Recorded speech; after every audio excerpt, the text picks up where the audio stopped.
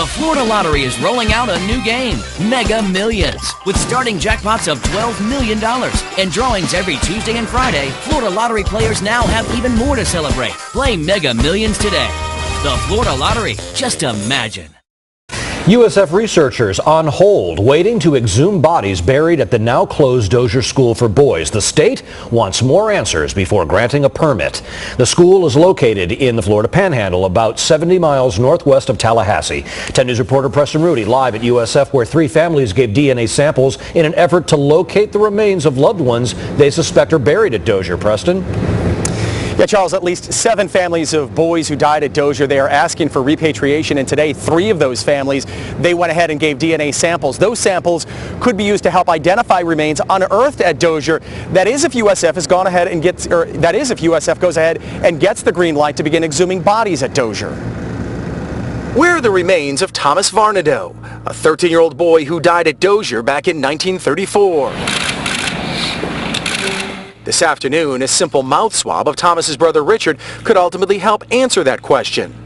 Richard's DNA, along with that of 2 other families who also had loved ones die at Dozier, will be used to identify human remains buried at the school. After 75 long years, we're finally getting close. But getting the go-ahead to unearth those remains is still not a sure thing. USF has applied for a permit. Directly contributed to the funding. And today was told by the state it needed more information before making a decision. You can't do something by not doing anything when you find 50 bodies that were unaccounted for. And the state can simply not walk away from this.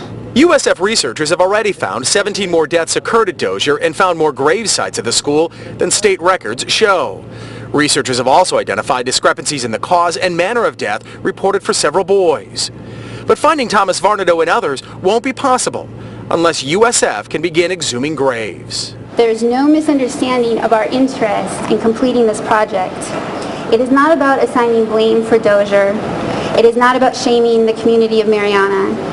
It's not about criminal prosecution or seeking reparations for families.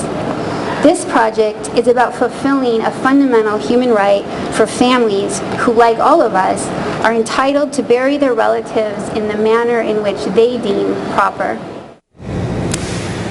Now, the Varnado family tells me that they are very suspect of how Thomas died. They do believe that abuse played a role in his death.